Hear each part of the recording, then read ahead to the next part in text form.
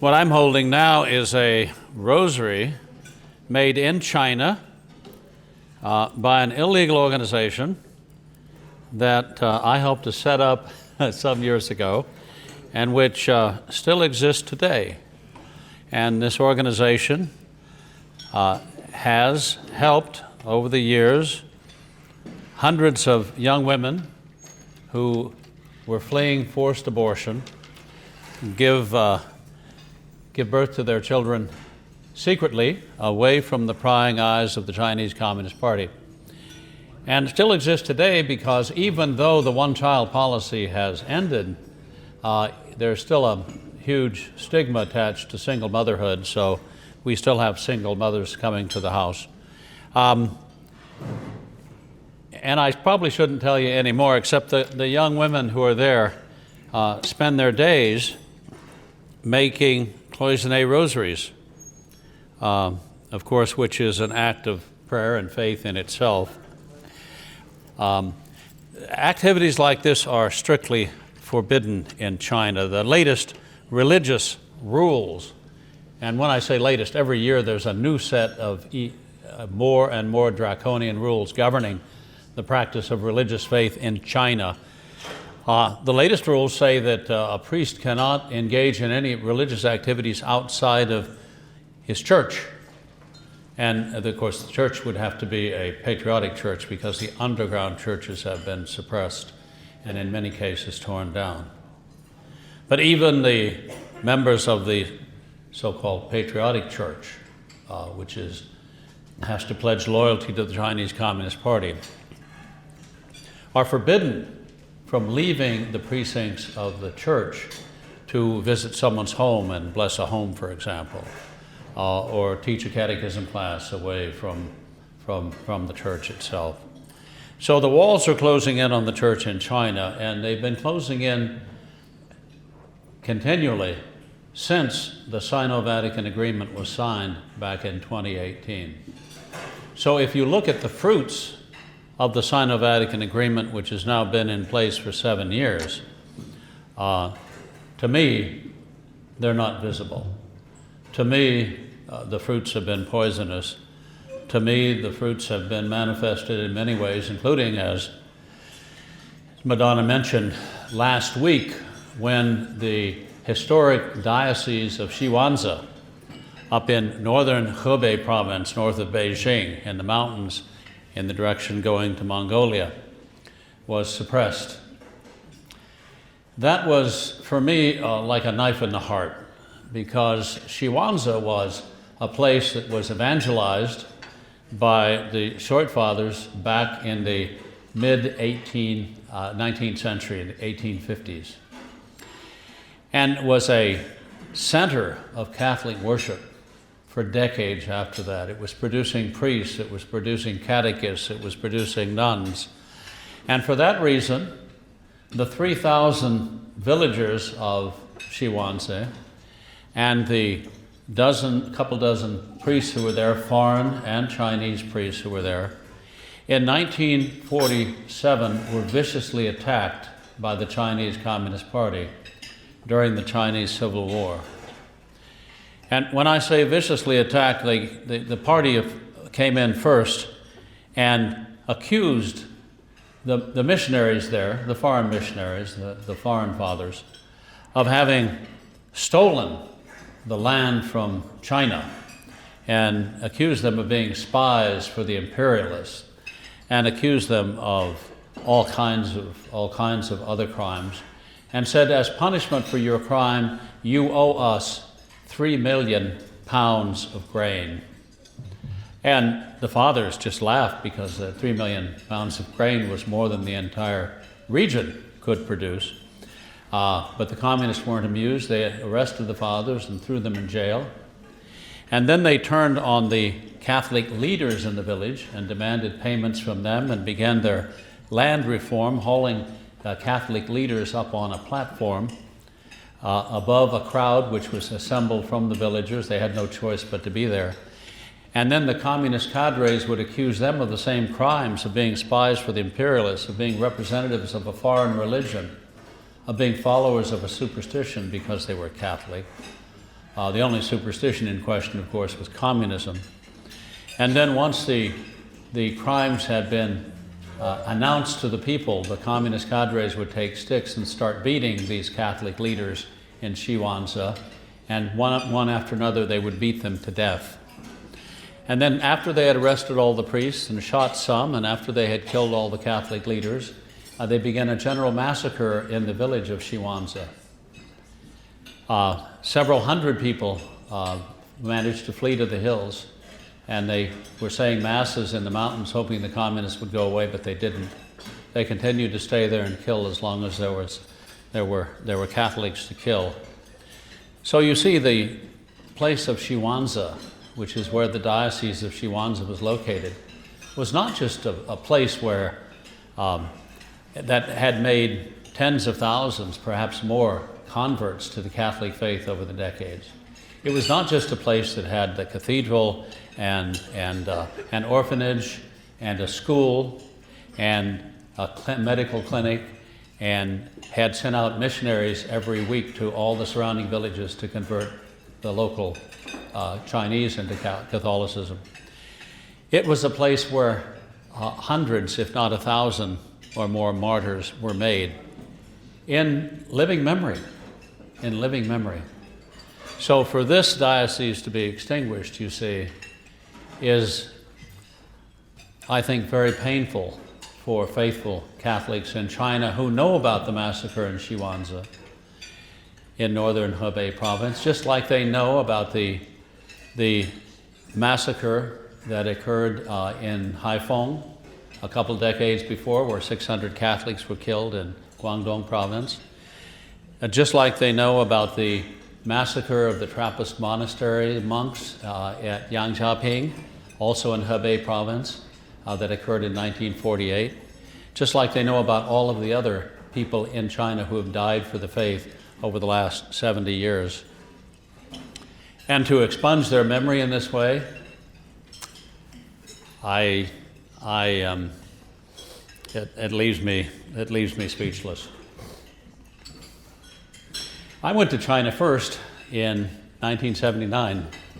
In fact, I was the first American social scientist allowed into China after the normalization of relations between China and the United States by President Jimmy Carter on June 15th of 1979, which I think, by the way, was a mistake. I was there by March of 1979. I spent almost all of the following year in China. Madonna kindly said that I had been invited to China. Well, it wasn't quite like that. I had been recommended to go to China along with 49 other American scholars. I was in at Stanford University, and mine was the only research proposal that was turned down by the Chinese Communist Party. I was also the only one of the 50 who could read, write, and speak Chinese, who could speak Cantonese and Mandarin, and who was interested in finding out how life had changed under communist rule. They didn't want me in China. And although I think Jimmy Carter was wrong for normalizing relations with China, especially without getting guarantees in place about Taiwan and further aggression by the Chinese Communist Party, I am grateful to him for one thing. He had a meeting with the leader of China later that year, and he brought up the matter of my research in China with Deng Xiaoping, China's leader, personally in a personal meeting, and Deng Xiaoping said, "Oh, it won't be a problem. Certainly we'll welcome the American scholar from Stanford to China. 没有问题, as you say in Chinese." Now, when the communist dictator, the guy in charge of the Chinese Communist Party and through the party in charge of over 1 billion Chinese, says it won't be a problem, it turns out it isn't a problem. I was in the commune that I wanted to do my research in a short time later. I was given access to all kinds of party documents and all kinds of party meetings and even meetings of the local militia. Why? Because the leader of China has said it won't be a problem. So it was kind of, it was providential, now that I look back on it, that I was even allowed there at all. And I was there during the beginning of the one-child policy in 1980. In fact, I knew the one-child policy was coming down even before the people of my commune did, because the local Communist Party secretary, Secretary He, his last name was He, came over in March 8th of 1980, waving a document in his hand. And he said to me, he said, Mao Zedong, which was my Chinese name, he said, I thought you'd like to see the latest document we have from the Central Committee of the Chinese Communist Party.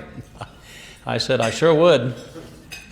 And so he showed it to me, and it was a document that said the population of China was growing too rapidly, the population of Guangdong province was growing too rapidly, and drastic measures must be taken to reduce the population growth. And that the provincial party organization had decided that the population of Guangdong province, the southern province abutting Hong Kong, would not be allowed to increase more than 1% in 1980. Well, that's extraordinary. I said to Secretary He, because, you know, it's March of 1980 and babies take 9 months to gestate and be born. And so all the babies who are going to be born in 1980 have probably already been conceived. He said that won't be a problem. Chinese officials like to use that phrase a lot. And he said it won't be a problem. We're going to do a house-to-house search. And we're going to find out which women in the village are pregnant with illegal children. I said, illegal? He said, yeah, now they're illegal because the party had declared that they were illegal. And we're going to tell them they must get abortions. And that's exactly what he did.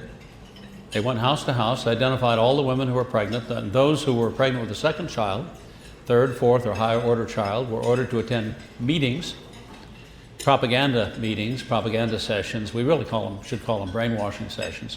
Brainwashing was invented by the Chinese Communist Party. The Chinese phrase is literally wash brain. See now.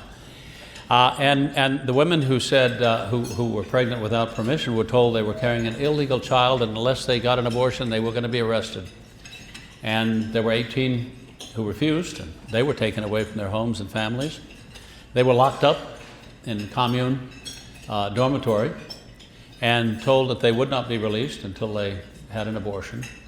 In fact, I was with these women when they were in their brainwashing sessions. I was with them when they were in the lockup, and I went with them as they one by one, sadly, crying, were taken under escort by Chinese Communist Party members to the local medical clinic, where they were forced down on a table and given a lethal injection into the womb to kill their unborn child, and then a day or two later were given a cesarean section abortion to deliver their babies. I was in the operating room when they were committing these crimes against humanity. Why was I there? Because China's senior leader had said it won't be a problem. The local officials were horrified at my presence, and some went running to the Commune Party secretary, the guy in charge of the 80,000 people living in the same commune, working in the same fields. And he said, we can't, they said, the foreign devil's in the operating room. Direct quote. And he said, I can't do anything. He has permission from Beijing to be there.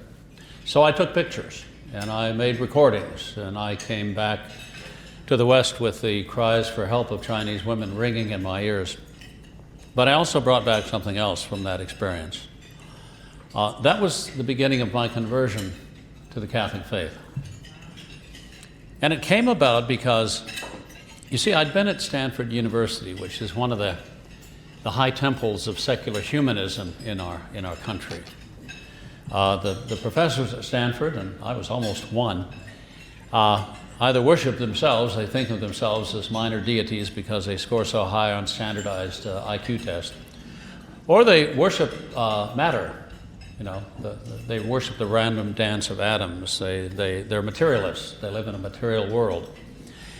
And they're also moral relativists. They don't believe in any sort of set standard for morals. They are situational ethicists. An act that might be wrong under some circumstances might be right under another. And so they were to tell me, when I began telling them what was happening in China, they said, well, you know, I'm personally opposed to forced abortion in the 9th month of pregnancy and certainly to infanticide, but then they would say, but after all, China does have a population problem, you see, that moral relativism at work there. But when you see it happening before your very eyes, you cannot resort in these easy, sophistic rationalizations of evil. When you see the pit of hell open before you, when you see utter darkness, when you see the killing of innocent human beings at birth, it's clear to you that evil exists. And so I realized in that operating room that evil did exist. And I had a choice then. I could either have gone on without seeking God, and found myself living in an insane asylum where nothing made any sense, where such great evil could exist without consequences. Or I could choose to seek the good, and I chose to seek the good. I came to believe that there must be a countervailing good, there must be a counterbalancing good to balance this great evil. If there's not such a balance, if there's not such a countervailing good, then the universe is mad, and I didn't want to live in an insane asylum. So I began to seek the good, and one of the goods that came about in my life after I began to seek the good was I came back to the United States, was in the midst of a 5-year investigation by Stanford University of my 1 year of research in China. You know how we have learned since to say that the process is the punishment. This was the punishment. They just kept me hanging for 5 years. But one of the goods that came into my life was this young woman sitting over there, enjoying her dinner and keeping watch over mine, because I met her after returning from China and after being in this in the midst of this confrontation with Stanford, which was on, in the New York Times and the Washington Post and on 2020 and everywhere else. And one day we were in San Luis Obispo at one of the old Catholic missions along the California coast. You may know that Father Junipero Serra, now Saint Junipero Serra, set up 20-some missions along the California coast in the early 1710s, 1720s. And we were in San Luis Obispo near the old mission, and it was noon, and the church bells rang for the noon mass, and this young lady grabbed me by the hand. We were just dating. Grabbed me by the hand and said, "Let's go to mass." Well, my plans for the date did not include going to a Catholic mass. I'd never been to a Catholic mass, but she could be very persuasive. She wouldn't let go of my hand. And so in we went to the Catholic mass. I immediately felt very much at home. I think that was a grace that I received from the Holy Spirit. I felt a sense of welcome, and I've gone to mass with her ever since. So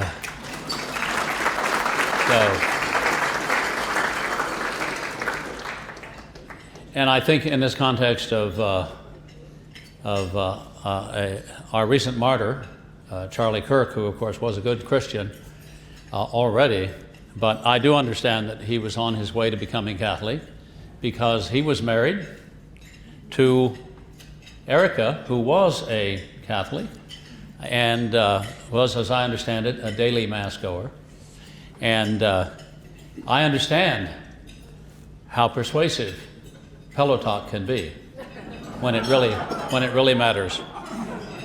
So, yeah. Well, I was, yeah. Okay, I don't want to spend too much time on my conversion because it's still ongoing. So back to China. So in the operating room in China, I took the first step on becoming, on my journey back towards God, and in becoming an outcast in the academic community because I dared to speak the truth about what was happening in China. No one else wanted to speak the truth about what was happening in China because they wanted to go to China, and they realized their visas would be canceled if they were to criticize China. Or they wanted to make money in China, and they realized they wouldn't be allowed to do that if they criticized China. So there's a lot of that in the academic community, even today in the United States vis-a-vis China. Although I think we've gotten in the last few years much more clear-headed about China than we were 10 years ago.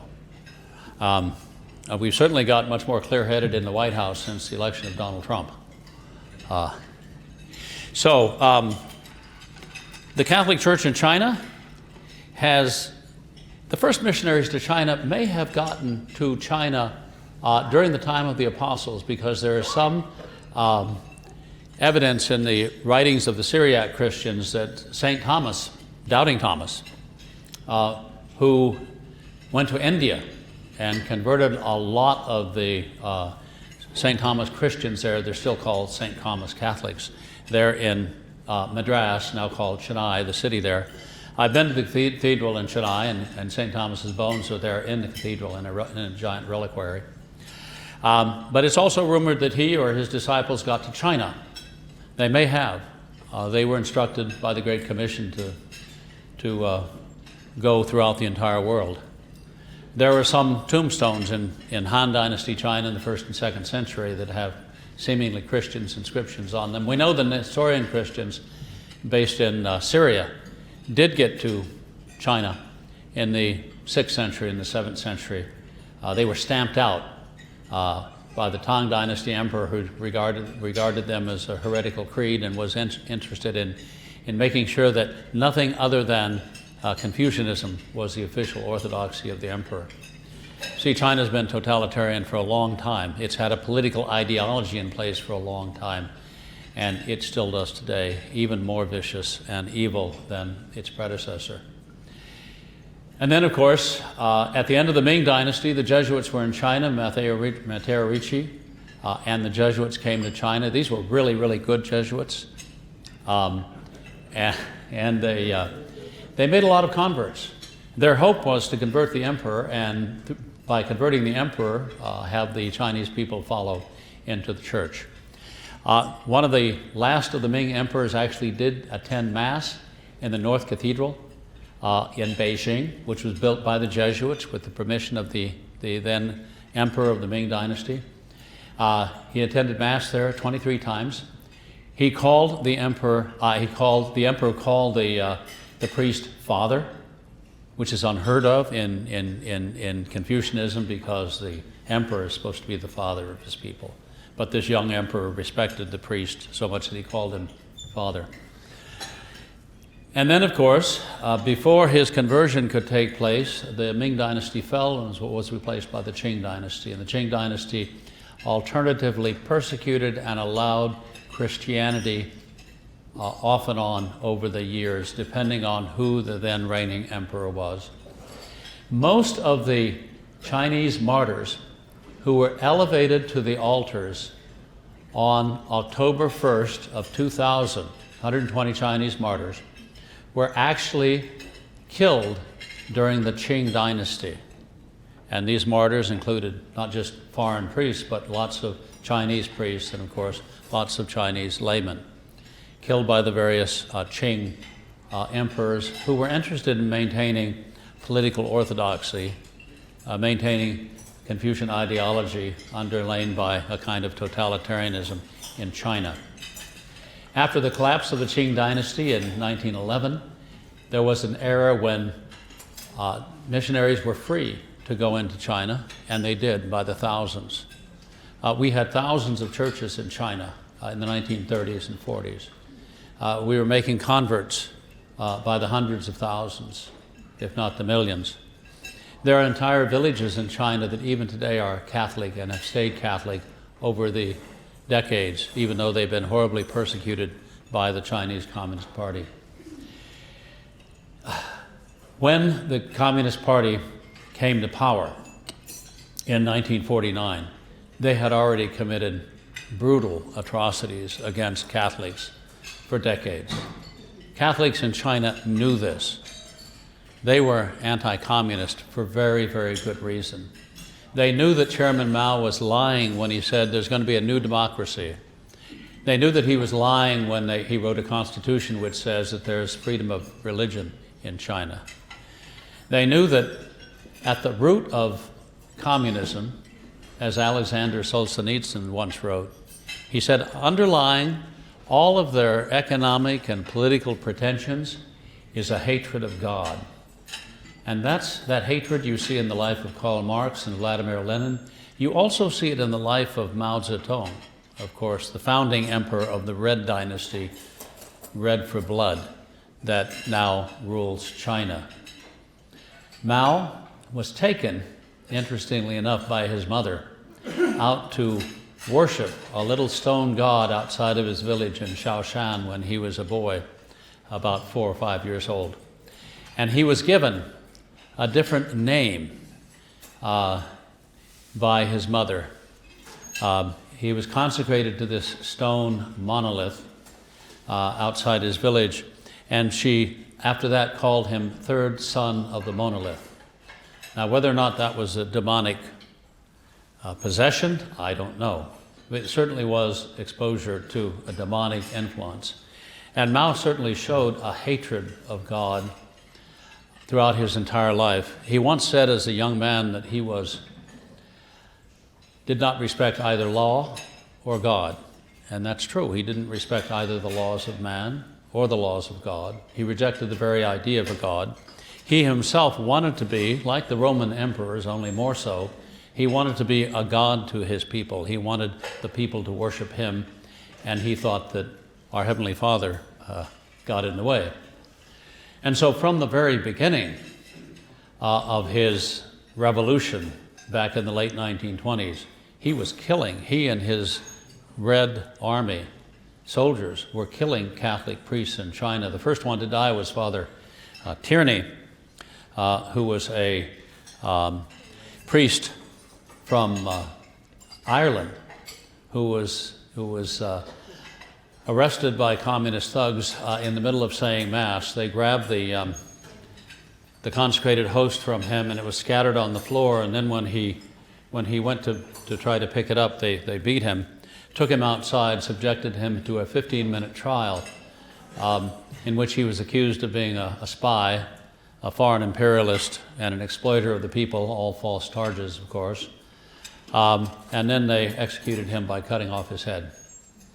The local people of his parish, who were all Catholic, by the way, after his martyrdom, went in and picked up the scattered pieces of the consecrated host because they understood that it was our Lord, and secretly consumed them. So Father Tierney did not, as we say, die in vain. He's the first martyr that we know of to communism in China. He was not mentioned by Pope John Paul II in the list of Chinese martyrs. The list ends just when the Chinese Communist Party begins killing Catholics in China. And if you think about it, you know why. I love St. John Paul II. He was Pope when I came into the Catholic Church. But he wanted to try and help the underground church in China, and he was hopeful that he could somehow work with or convince the Chinese Communist Party to allow more freedom of religion in China.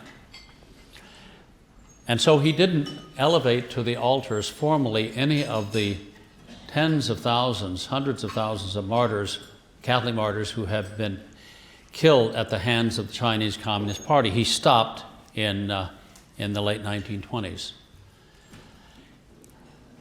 I know why, because I talked to Cardinal Filoni, who was then the papal nuncio to China. This was 1995. I'd been Catholic for a few years then.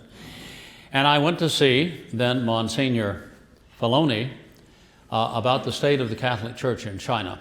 He was based in Hong Kong. The Vatican does not have relations, diplomatic relations with China, so the papal nuncio is stationed in Hong Kong. I said, Monsignor Filoni, how is the underground church doing in China? He said, well, we really don't think in terms of the underground church and the patriotic church anymore. He said, because, I said, really? He said, yes, because there's only one church in China. He said, all of the ordinary Catholics in China are loyal to the Holy Father. He said, there's no question about that. He said, secondly, almost all the priests are loyal to the magisterium.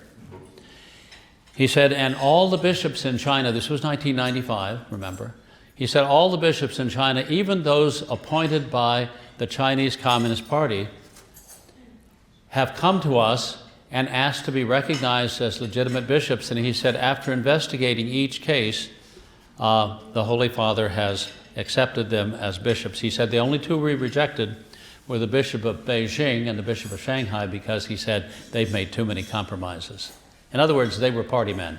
They were Communist Party men, and they would not be accepted by St. Pope John Paul II. That was the happy state of things in 1995.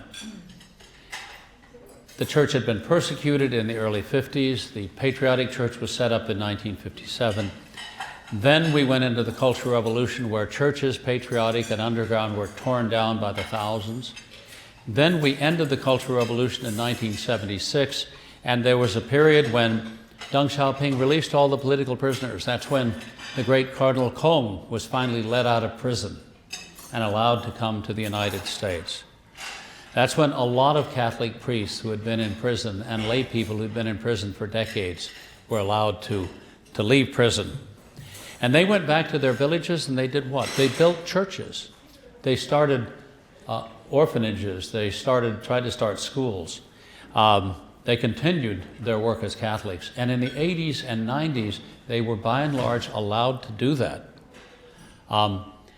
In the late 1990s, I was involved with Father Paul Marx in building a couple of churches in China. The local people didn't have the wherewithal. We helped them out.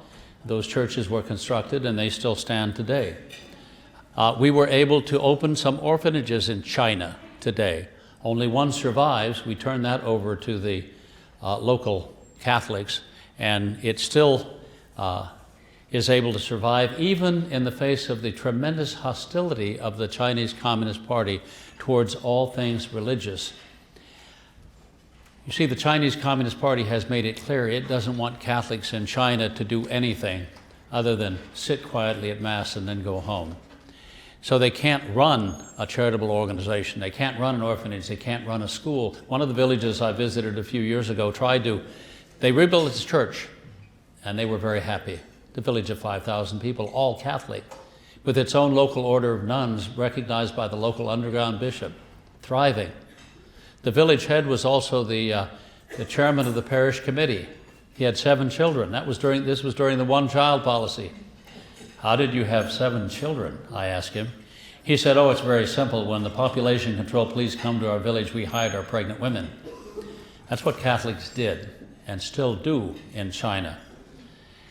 They opened their own orphanage. They opened a medical clinic. And they got away with all of that because they were unified.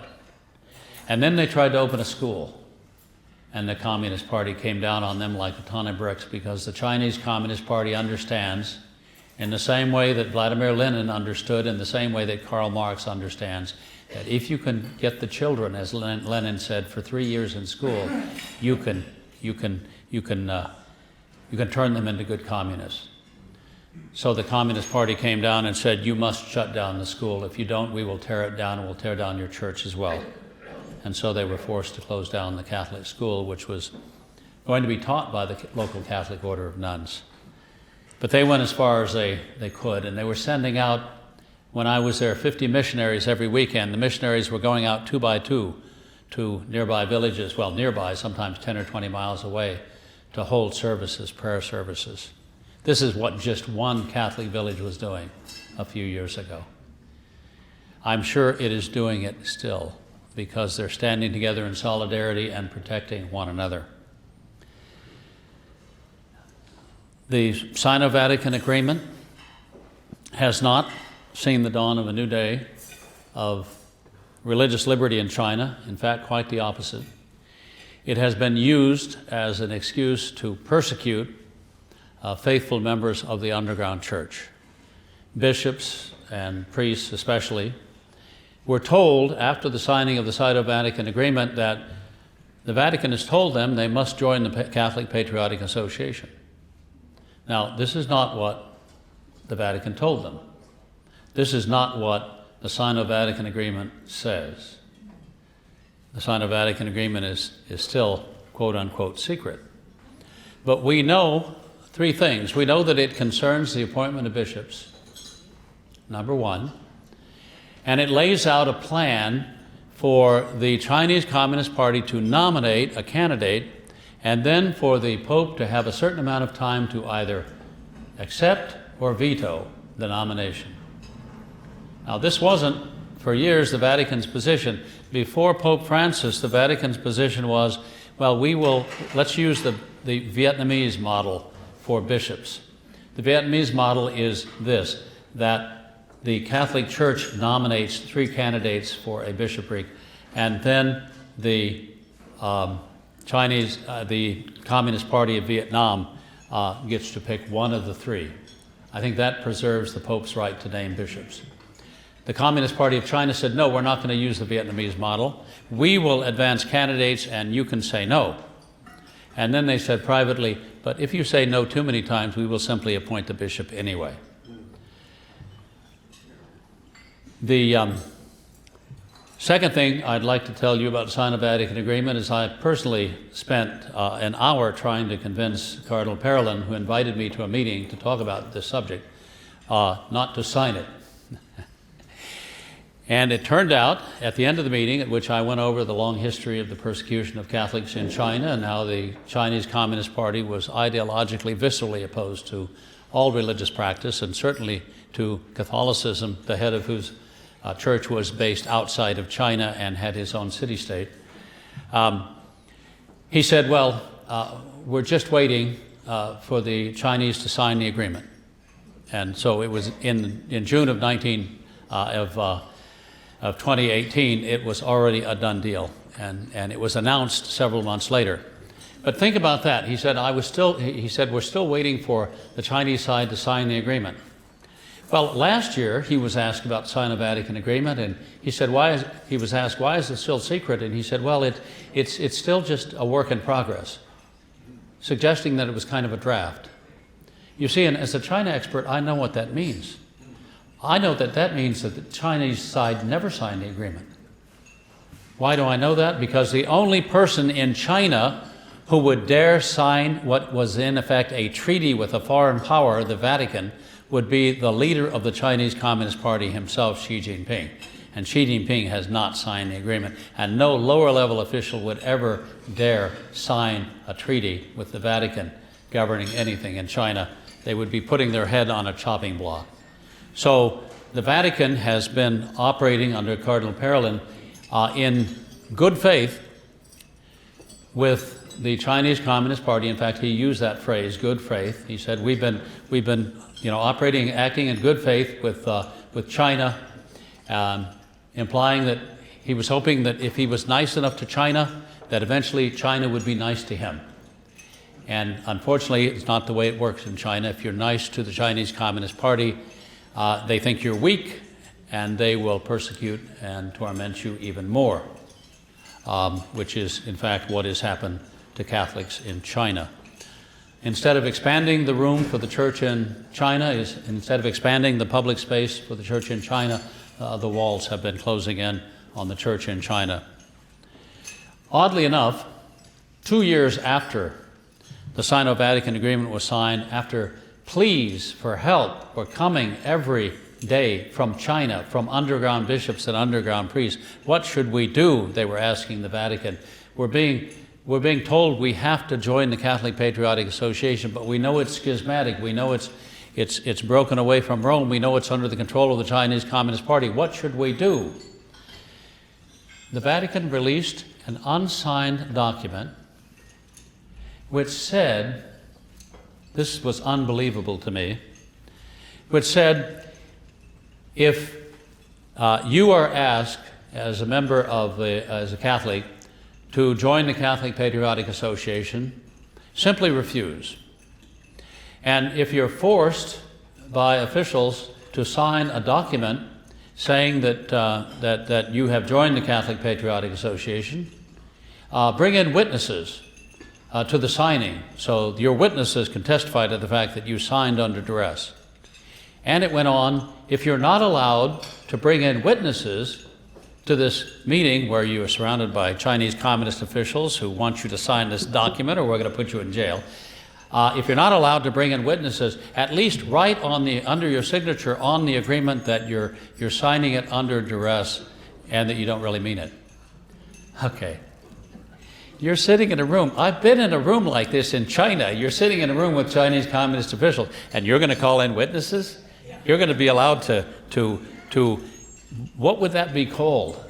You're signing a document, and then you're writing underneath your signature that I did not mean what I said.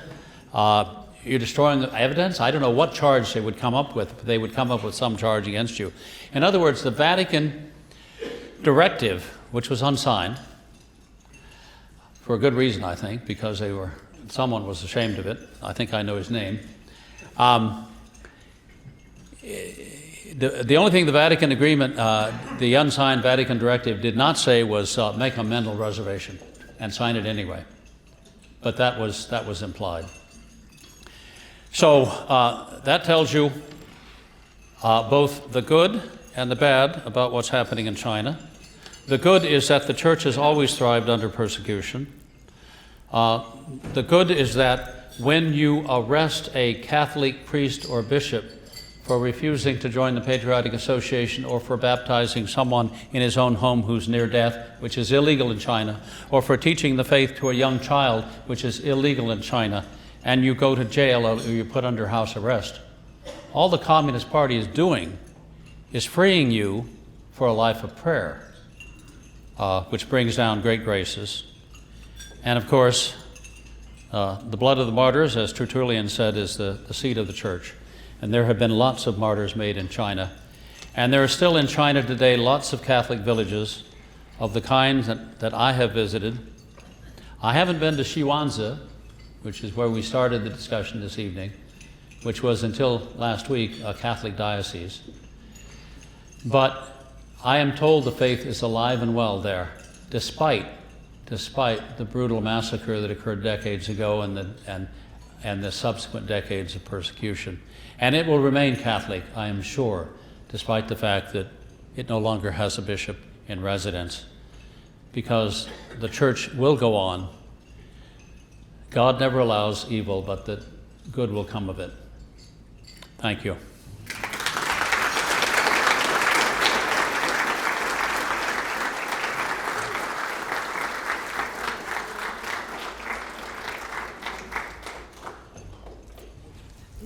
Questions or not? Will you please take a few questions? Yeah, be happy to.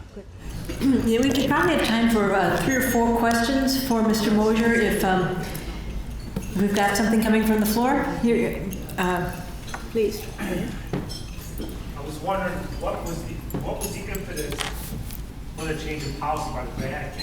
Why would they change what they had going before with Benedict XVI and Pope St. John Paul II? I'm sorry, what? He's asking what was the impetus for the change in the Vatican? Why did it change his policy? Why Pope Francis changed his policy from what had gone before with John Paul II? Okay, we know that Pope Francis was a good friend of former Cardinal McCarrick, and we know from Cardinal McCarrick's longtime secretary in the Vatican that Cardinal McCarrick was kind of the unofficial emissary of Pope Francis going back and forth to China to negotiate the Sino-Vatican agreement, which I believe has never been signed by China, as I mentioned. So I think that tells you everything you need to know about the nature of the negotiations between McCarrick and the Chinese Communist Party. They would have treated him very, very well, and of course they have different ways of bribing or seducing people to work their wiles on them. So I think that was, actually we know from the former secretary to McCarrick in the Vatican that at one point McCarrick wrote to Pope Francis and said, I'm going on another trip to China, and my hope is that I will fulfill the ancient dream of Matteo Ricci and bring you China. Well, I need not comment on that. Yes, and Nathan. Have you had an opportunity to meet Cardinal Young before he passed away? And what was was that experience like? I didn't meet that cardinal. I do know the great Cardinal Zen of Hong Kong, the Cardinal Emeritus, Bishop Emeritus of Hong Kong. I actually did an EWTN show with him some years ago and have been in touch with him since. He was allowed in the 80s and 90s.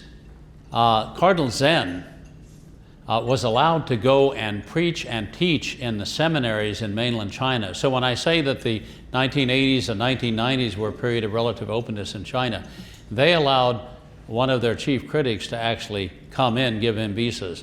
He was barred after 1999 from going back to China.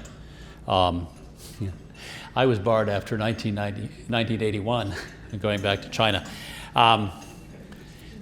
But 20 some years in a communist prison did not break Cardinal Kong, then Bishop Kong. He was the bishop of Shanghai in 1958 when the Chinese Communist Party ordered everyone to join the Catholic Patriotic Association, and he said no. And many of his priests said no. And the Chinese Communist Party then, of course, arrested them all and locked them up and threw away the key. They also, just to give you another little insight into the Chinese Communist Party's hatred of Catholicism, the Legion of Mary was very, very strong in China in the late 1940s and early 50s. It was growing even under the first years of communism. And the Chinese Communist Party decided to stamp it out. They began publishing propaganda saying that the Legion of Mary was a paramilitary organization. A paramilitary, you see, Legion, yeah, paramilitary organization getting ready to launch a counter-revolution against communism. That was their pretext. Thank you for such an erudite presentation. It was extraordinary. Thank you. There's a priest from Hong Kong, you may know him, Father Vincent Wu, who teaches out in Archbishop Corleone Seminary, who went on Raymond Arroyo. You may be familiar with this case. And he told the truth about what happens in China and Hong Kong. And he said that his bishop told him not to come back. Yeah. Because if you come back, they will arrest you and they will arrest me. And so he doesn't go back. Right. So I'd like your perspective on this kind of thing.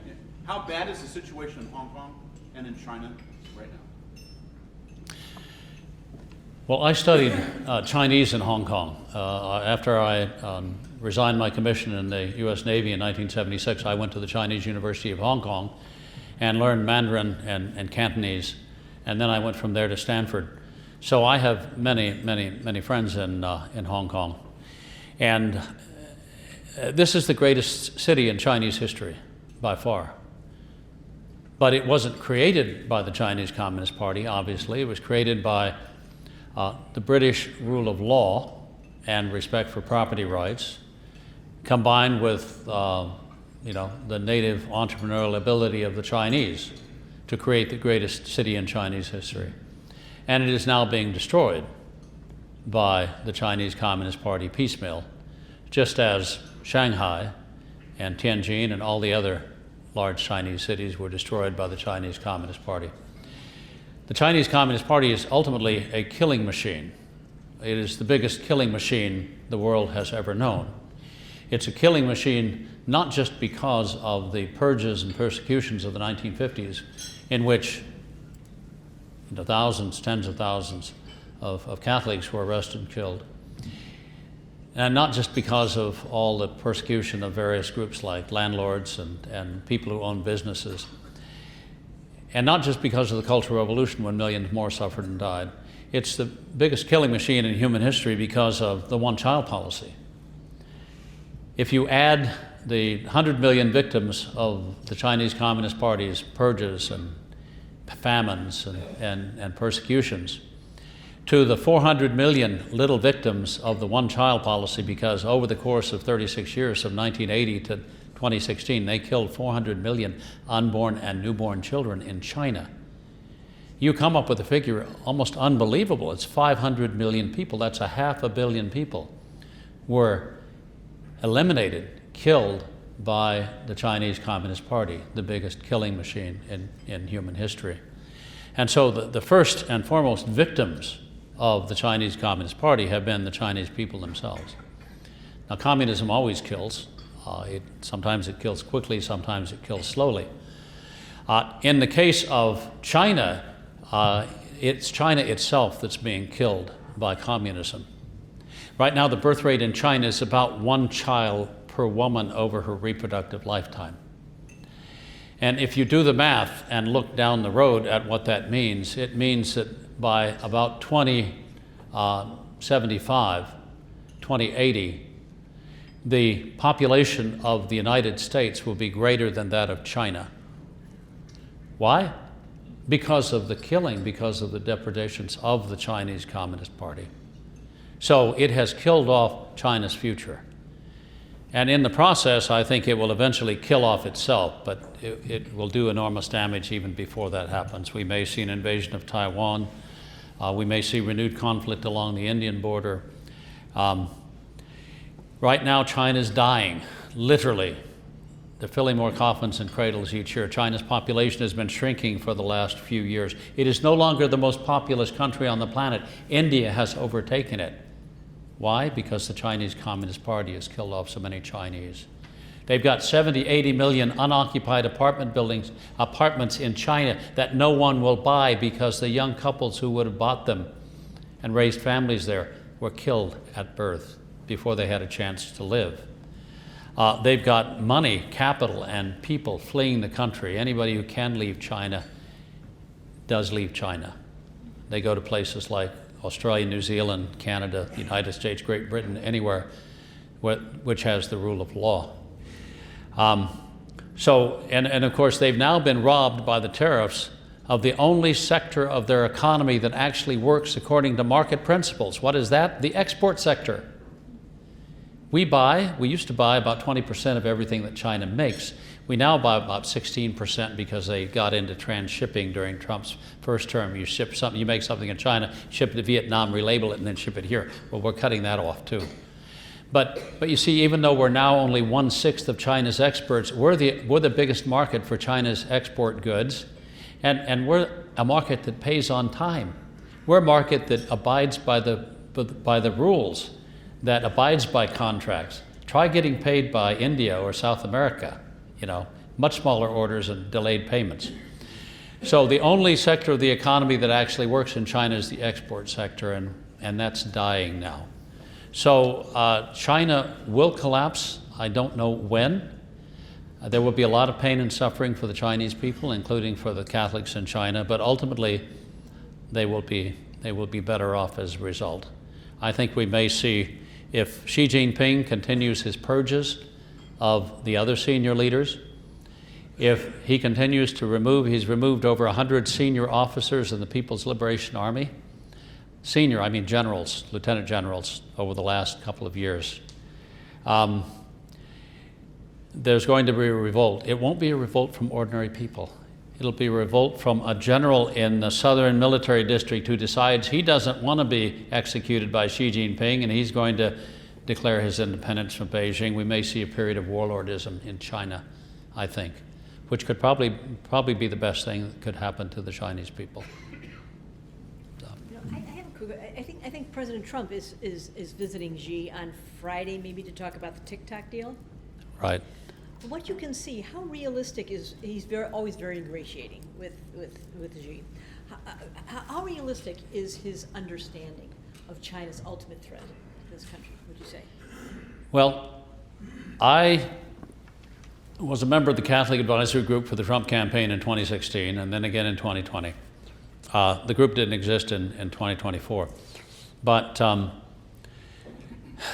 so when I and a bunch of people were invited to New York City to meet with Donald Trump back during the 2016 campaign, I took a look at some of his writings on China, and in 1999, he had already written a book devoting a chapter to the danger posed by China.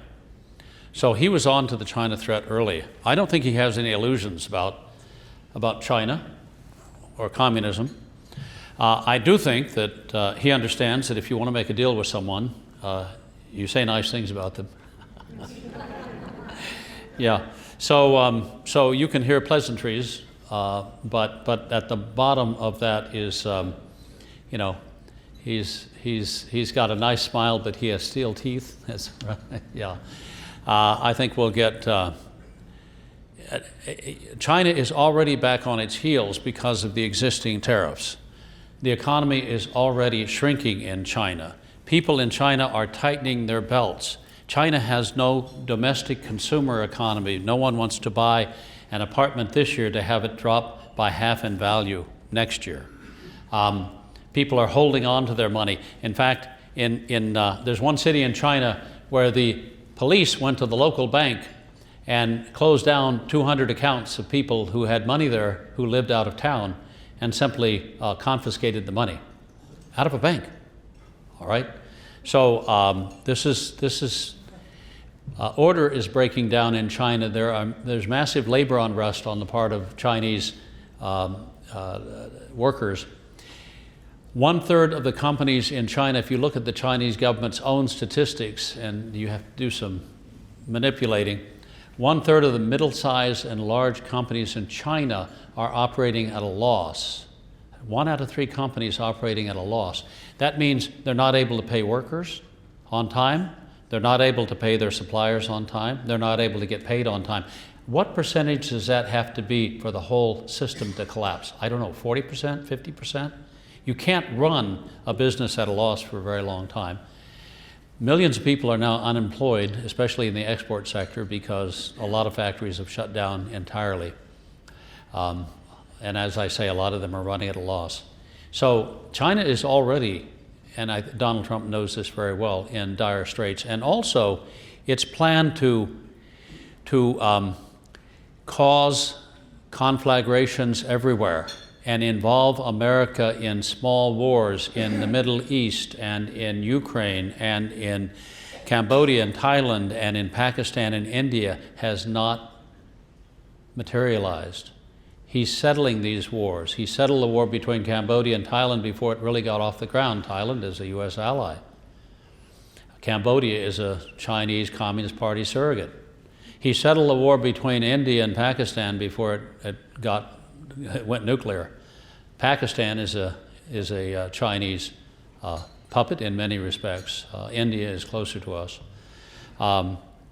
He bombed Iran, but we're not at war with Iran.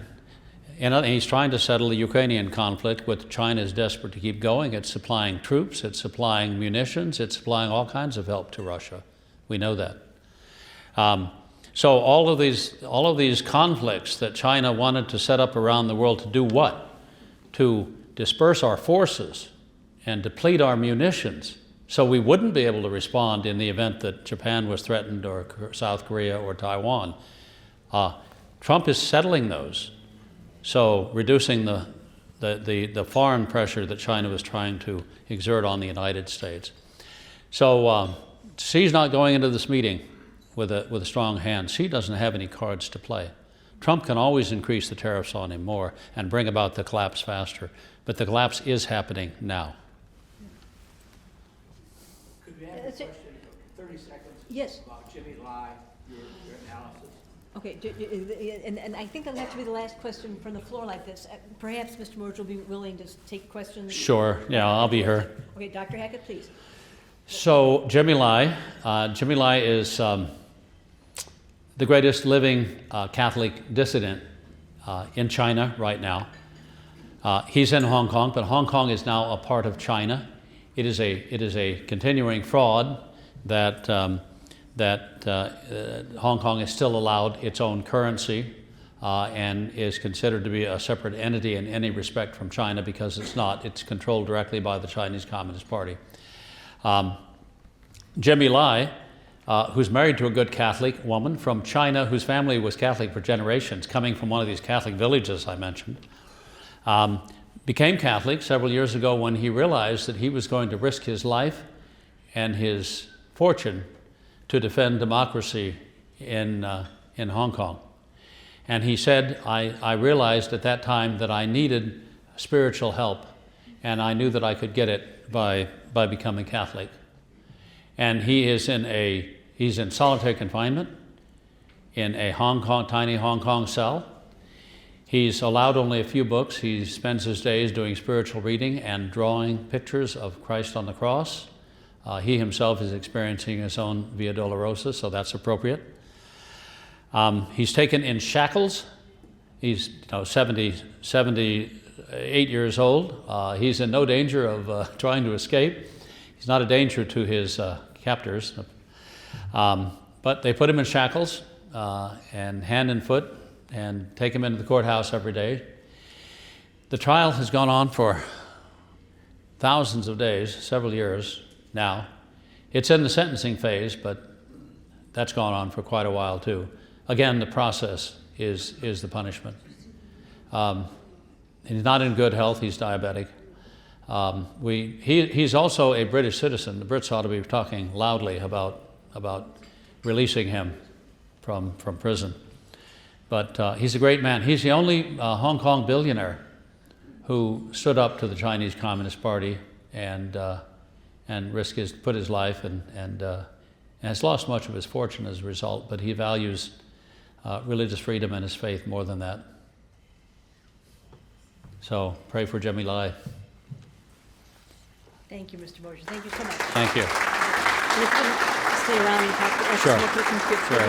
Yeah.